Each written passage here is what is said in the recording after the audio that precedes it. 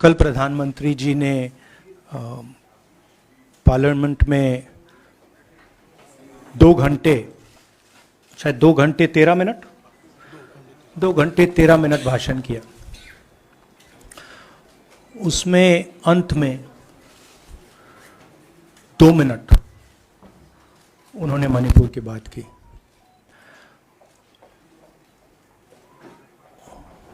मणिपुर में महीनों से आग लगी हुई है, लोग मारे जा रहे हैं, बलात्कार हो रहा है, बच्चों को मारा जा रहा है। और अगर आपने देखा होगा कल, तो प्रधानमंत्री हंस हंस के बोल रहे थे, मुस्कुरा रहे थे, जोक्स क्रैक कर रहे थे, हंस रहे थे। ये उनको शोभा नहीं देता है।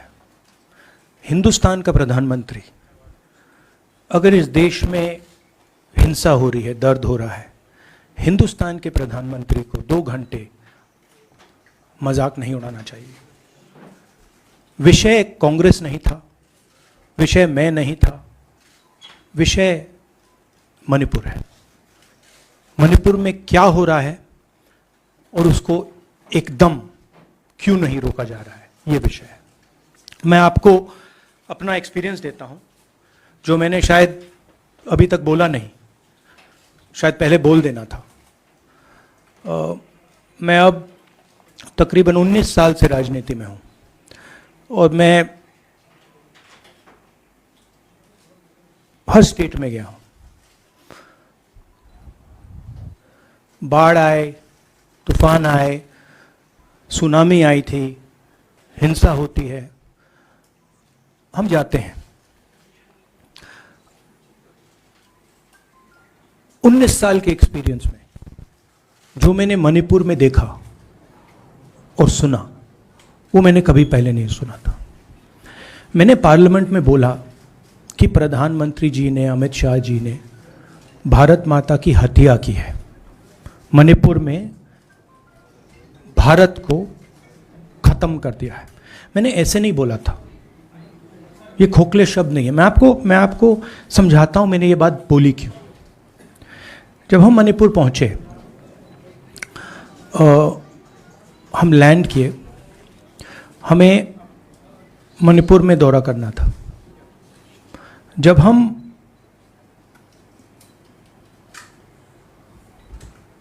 मेते एरिया में गए, हमें साफ कहा गया था कि अगर आपकी सिक्योरिटी डिटेल में कोई भी कुकी होगा, उसको आप यहां मत लाइए क्योंकि हम उसको मार देंगे।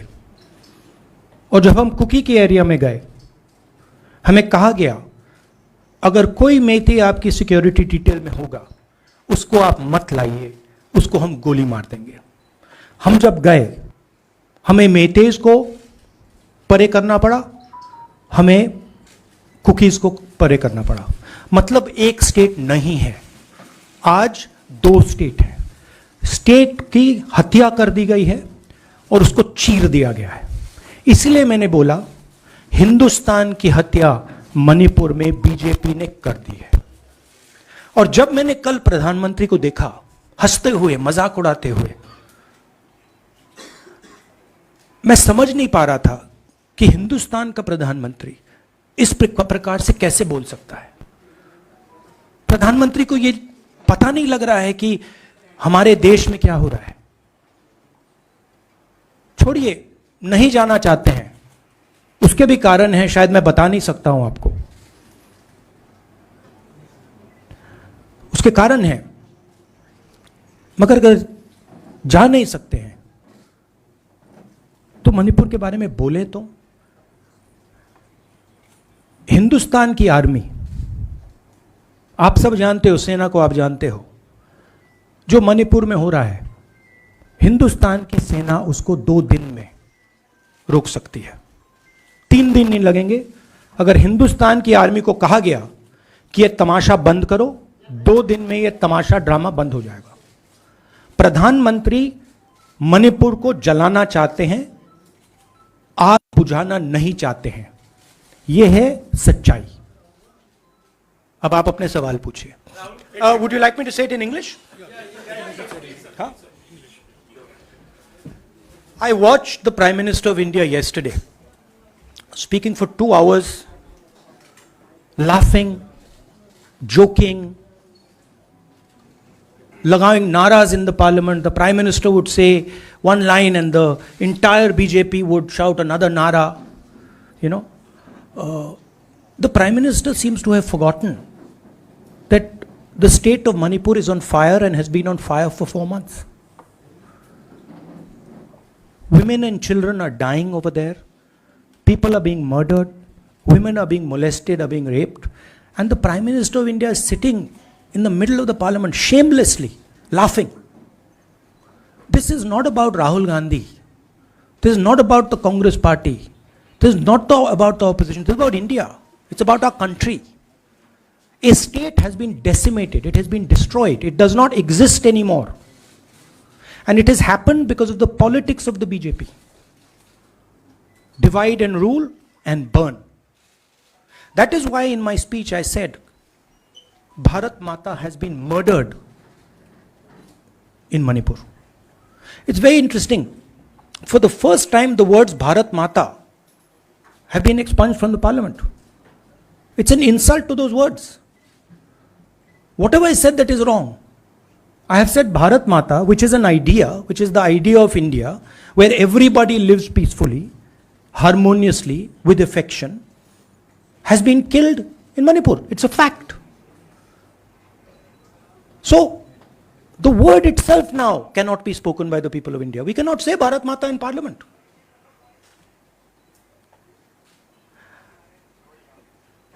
I want to tell you about my own personal experience of Manipur. I've spoken to you about, I spoke in parliament about the women I met, the pain I heard, but I want to tell you why I said India has been murdered in Manipur. And I said it because Manipur no longer exists as a state. A state requires control. A state requires authority. That is disappeared in Manipur. It does not exist. And I saw this with my own eyes. When we went to Manipur, when we went to the Meitei area, we were categorically told that please ensure, we want you to come, we love you, but please ensure that if there are any cookies in your security detail, they do not come into our area or we will shoot them. When I went into the cookie area, we were told the same thing. We love you, we want you to come. But please make sure, if there are any Meiteis in your security detail, we will shoot them. Do not bring them here. Before going to the Meitei area, we had to remove all cookies from our security detail.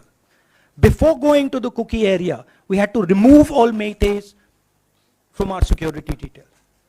When we went there, the security forces, central security forces, told us we have never seen anything like this. We were told it is completely outside our control. Okay? That is why I said Manipur has been murdered by the BJP and the idea of India has been murdered by the BJP in Manipur. I was not speaking metaphorically. I was speaking literally. Now, the Indian Army, it will take the Indian Army 2 days to put an end to the nonsense that is going on in Manipur. The Prime Minister refuses to stop the fire. He wants Manipur to burn. He allows Manipur to burn. Because if he did want it to stop, there are tools in the hands of the Indian government that can stop it immediately. I know. I have full faith in our army. I know. And every Indian citizen knows that if the Indian army is told, please put an end to this, it will stop immediately. There are reasons for the PM not being able to go to Manipur. I'm aware of those reasons. I don't want to say them publicly. But there are clear reasons as to why the Prime Minister is not going there. That is why we wanted the Prime Minister to speak in Parliament. That is why we wanted Manipur to be on the agenda in Parliament. And what did the Prime Minister do? He ridiculed the state. He ridiculed the women of the state. He laughed at the women of the state. That's the truth. Now please ask your questions. Sanjeev, mic dena yaar. Finally, I just want to say one thing again in English. See, the Prime Minister, when he becomes Prime Minister, he ceases to be a politician. He becomes the representative of the voice of this country. His the politics should be put aside. And the Prime Minister should speak not as a petty politician, as the leader of a political party, but the Prime Minister should speak with the weight of the Indian people behind him. And it's tragic to watch Mr. Narendra Modi. It's sad, because the Prime Minister does not understand what he actually is. He is our representative. He's my representative. He's all our representative. And watching the Prime Minister spend 2 hours talking about the Congress, talking about the opposition, making ridiculous remarks about the name, this really does not do justice to an Indian Prime Minister. I've seen Prime Ministers from the Congress party, I've seen Prime Ministers from the BJP, I've seen Mr. Vajpayee, I've seen Mr. Dev Gowda. None of them have ever done this. There's a complete misunderstanding in the mind of Narendra Modi ji about what the Prime Minister of India is. Rahul ji, you wanted the Prime Minister to speak in Parliament, and now that he's spoken, and you've said that he wants Manipur to continue to burn. So what is the Congress Party's next step to retrieve Manipur and save it? The only conclusion I can draw, because the Prime Minister has tools in his hand that can stamp out the fire in Manipur certainly within 3 or 4 days. But for some reason he's refusing to use those tools. Right? The Prime Minister could at least go to Manipur, talk to the communities, and say, I'm your Prime Minister. Let's start talking. It will be taken seriously. So I don't see any intention. Rahul ji कल ये भी प्रधानमंत्री ने अपने भाषण में कहा कि 2018 में ये लेके आए थे, 2023 में विश्वास प्रस्ताव लेके आए और 2023 में भी लाएंगे। तो एक तरीके से उन्होंने साफ तौर पर ये कह दिया कि मैं तो हमारी सरकार अगली बार भी बन रही है। एक पॉलिटिकल बात भी उन्होंने कही। तो आप उनके पूरे भाषण को आप ये कह रहे हैं कि पॉलिटिकल भाषण ज़्यादा था, मणिपुर पे बात बहुत कम थी, तो इसको कैसे देखते हैं? नहीं, भाषण हिंदुस्तान के बारे में नहीं था, भाषण नरेंद्र मोदी जी के बारे में था। वो अपनी राय, अपनी राजनीति, अपने एम्बिशंस वो आपको दे रहे थे। सवाल ये नहीं है कि नरेंद्र मोदी जी 24 में प्रधानमंत्री बनेंगे या नहीं। सवाल ये है कि मणिपुर जल रहा है, महिलाओं का बलात्कार हो रहा है, लोग मारे जा रहे हैं। सवाल ये है, अगर ये प्रधानमंत्री कहना चाहते हैं तो ये पब्लिक मीटिंग में कहें। मजाक बनाना चाहते हैं तो जब मणिपुर नहीं चल रहा है तो करें। बट प्रधानमंत्री को यह समझ आनी चाहिए, बात समझ आनी चाहिए कि पार्लियामेंट में जो चर्चा हो रही थी वो उनके बारे में नहीं थी, वो मणिपुर के बारे में थी। सर नमस्कार। कल प्रधानमंत्री ने बार बार कांग्रेस का नाम लिया और ये आरोप लगाया कि नॉर्थ ईस्ट और मणिपुर की सारी समस्याओं के लिए कांग्रेस जिम्मेदार है। आप क्या जवाब देंगे? नहीं, अभी मैंने बोला ना, वही तो जवाब है। मुझे प्रधानमंत्री को जवाब देने की जरूरत नहीं है। मैं सिर्फ ये कह रहा हूं कि एक स्टेट की हत्या की गई है, भारत माता की हत्या कर दी गई है मणिपुर में। भारत माता की हत्या मणिपुर में कर दी गई और प्रधानमंत्री लोकसभा में मजाक उड़ा रहे हैं, हंस रहे हैं, नारे लगवा रहे हैं। मुझे क्या जवाब देने की जरूरत है? राहुल विलास, मेरा सवाल ये एक मिनट मोहित, ऑर्डर से please. Mr. Gandhi, you waxed eloquent. Rahul, आपने बोला कि प्रधानमंत्री ने बोला सदन में कि गृह मंत्री अमित शाह ने विस्तार से जवाब दे दिया। अमित शाह साहब ये कहते हैं कि मणिपुर के सीएम को हटाने की जरूरत इसलिए नहीं है क्योंकि उन्होंने हमारी पूरी बात सुनी और वो कभी भी कोई हमने डीजीपी चेंज किया, डीजीपी चेंज कर दिया, उन्होंने जो भी प्रशासनिक व्यवस्था हम चेंज करना चाहते थे, इसलिए मणिपुर सीएम को हटाने मणिपुर की सीएम, जब मैं मणिपुर गया, मणिपुर सीएम ने जो मणिपुर में हजारों वेपन्स जो लूटे गए, वो मणिपुर सीएम के नीचे ही हुआ। तो क्या अमित शाह चाहते थे कि ये हजारों वेपन्स लूटे जाएं?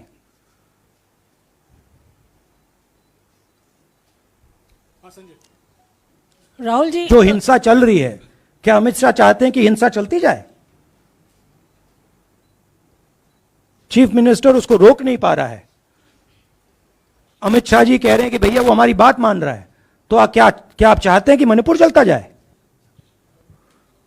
राहुल जी, एक संसद में एक नया ट्रेंड दिखाई दे रहा है कि कई सेशन से अपोजिशन के एमपीज या तो सस्पेंड हो रहे हैं या डिस्क्वालीफाई हो रहे हैं, या एक सेशन से ज़्यादा ये अपोजिशन के एमपीज का जो प्रिविलेज मोशन या प्रिविलेज रूल्स के तहत जो डिस्क्वालिफिकेशन हो रहा है या सस्पेंशन हो रहा है, इसका जो ट्रेंड बढ़ रहा है, इसको आप लोग कैसे एड्रेस करेंगे? आप देखिए, एमपीज को निकालें, वापस डालें, हमारा काम बदलता नहीं है।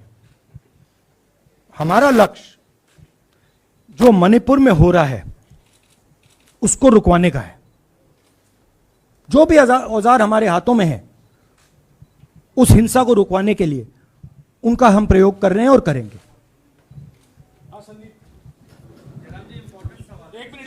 Yeah, Mr. Gandhi, you talked about using the army, deploying the army to control violence. You spoke that in Parliament. You've repeated here. But the BJP has criticized you and even previous Congress governments, saying that we want to solve the issue through dialogue. And they've criticized that in the 60s, in 64, the Mizo National Famine Front was bombed by the Indian Army, by the Indian Air Force.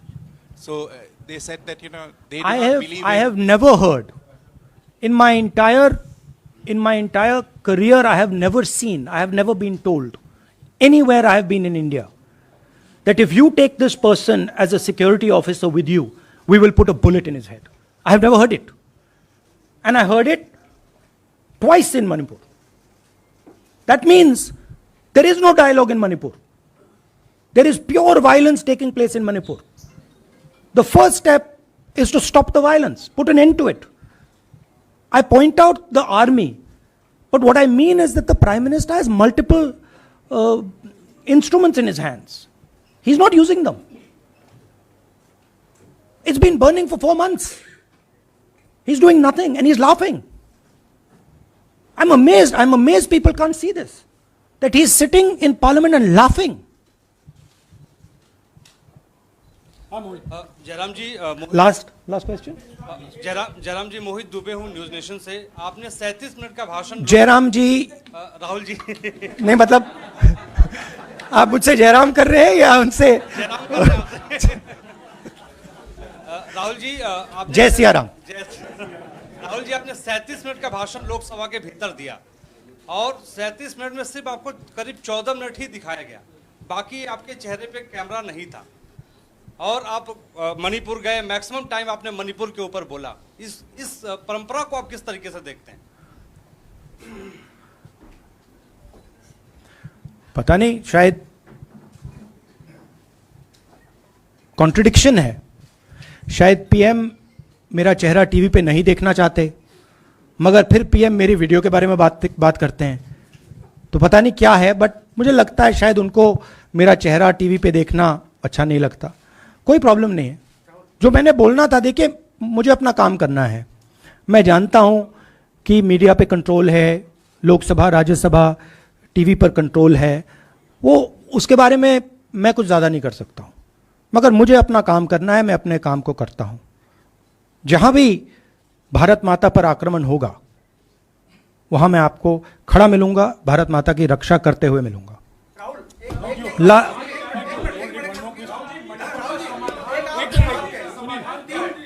एक minute हाँ, okay, last question, brother. So the Supreme Court has already said what it has in terms of a constitutional breakdown, as well as now, you are asking for the army. Do you believe that Article 356 is the only way out? Or I'm not asking for anything. Please don't misunderstand. It is not my place to decide which tool the Prime Minister can use, which instrument he should use. I am pointing out that there are multiple instruments that the Prime Minister has at his disposal, and he is not using a single one. I am pointing out that Manipur has been burning now for 4 months, and the Prime Minister is in a very good mood.